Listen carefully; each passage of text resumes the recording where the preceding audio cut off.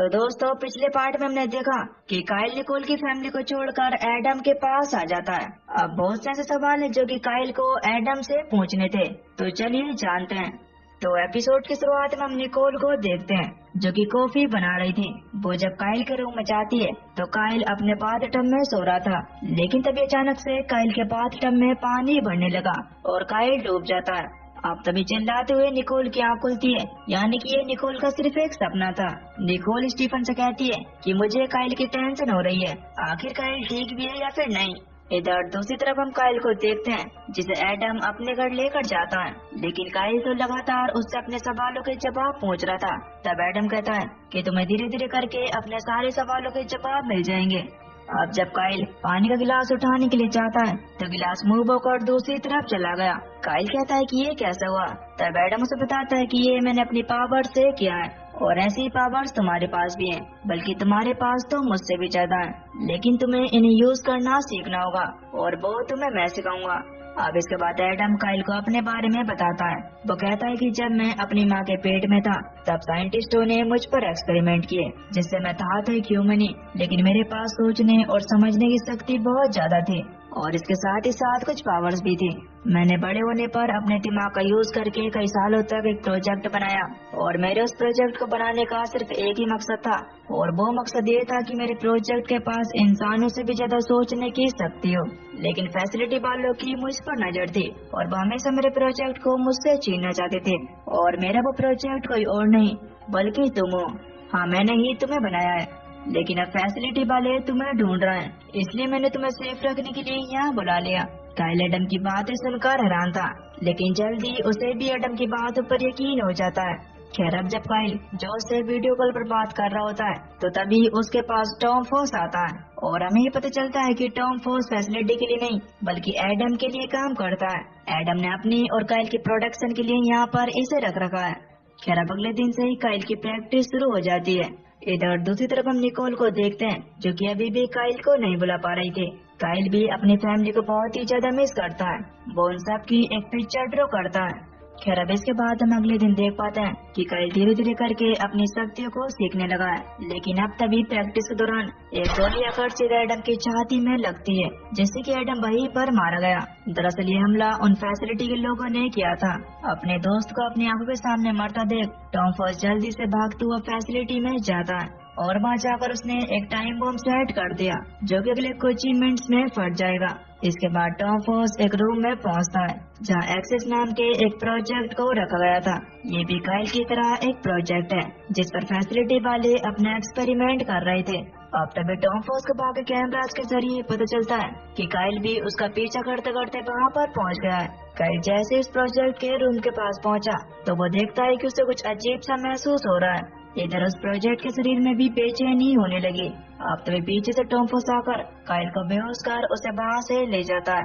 Kyle जब होश में आया तो वो टॉम फोर्स से लड़ने लगा कि आखिर तुमने ऐसा क्यों किया, लेकिन तभी वहाँ पर एक बड़ा सा ब्लास्ट होता है जिससे वो पूरी फैसिलिटी तबाह हो गई। अब काइल को भी समझ में आ गया था कि टॉम फोर्स उसे बाहर लेकर क्यों आया। खैर अब अगले दिन काइल टॉम फोर्स से कहता है कि मुझे अपनी फैमिली के पास जाना है, लेकिन टॉम फोर्स उसे ऐसा करने से मना करता है। वो कहता है कि अगर तुम वहाँ पर गए तो तुम वहाँ पर सेफ नहीं रह पाओगे। तब काइल उसे कहता है कि मैं वैसे भी तो यहाँ पर भी सेफ नहीं हूँ, मेरी आंखों के सामने एडम को मार दिया गया तो मैं अपने आप को सेफ कैसे मान लूँ। तुम टेंशन मत लो, जो भी होगा मैं देख लूंगा, लेकिन अब मैं अपनी उस फैमिली के साथ रहना चाहता हूँ जो कि मुझे दिल से प्यार करती है। तब काइल की बात सुनकर टॉम फोर्स भी मान गया। अब इसके बाद जब काइल अपने घर पहुंचता है तो सभी लोग उसे देखकर बहुत ही ज्यादा खुश होते हैं और जब निकोल की नजर काइल पर पड़ी तो उसकी खुशी का तो ठिकाने नहीं रहता। खैर इधर दूसरी तरफ हम प्रोजेक्ट XX को देखते हैं जो फैसिलिटी के ब्लास्ट होने पर वहाँ से निकलकर बाहर आ गई थी। इस लड़की का नाम जेसी है जो कि काइल की तरह न्यूड थी और उसके पास भी कोई मेमोरी नहीं है। वो जंगल में इधर उधर घूम रही थी कि तभी उसे कैंपिंग करते हुआ एक आदमी दिखाई देता है।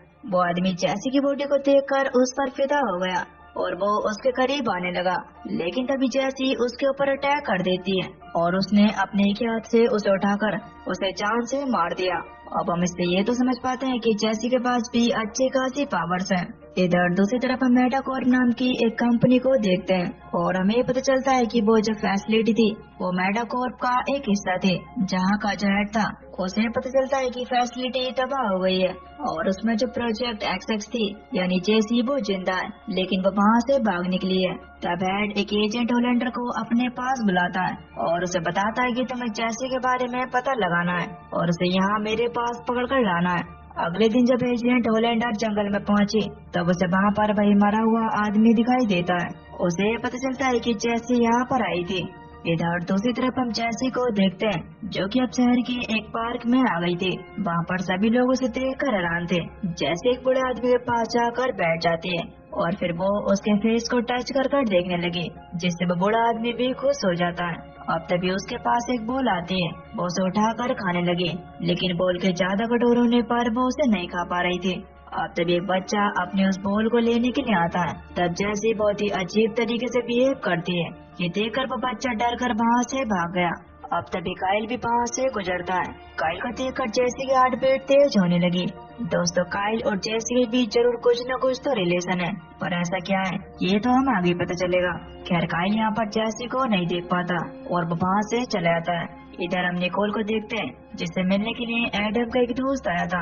वो बताता है कि काइल के बायोलॉजिकल पेरेंट्स एक कार एक्सीडेंट में मारे गए और अगर अब तुम चाहो तो तुम काइल को ऑफिशियली अडॉप्ट कर सकती हो। ये सुनकर निकोल भी सोच में पड़ गई।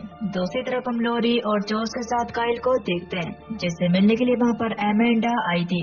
काइल एमेंडा को देखकर बहुत ही ज्यादा खुश होता है और साथ ही में एमेंडा भी। इधर हम जैसे को देखते हैं जो कि भटकते भटकते कुछ कंटेनर्स के बीच आ गई थी और पूछताछ करते करते एजेंट होलेंडर भी वहाँ पर पहुँच जाती है। वो जब एक कंटेनर के अंदर गई तो वहाँ पर जैसी बैठी हुई थी।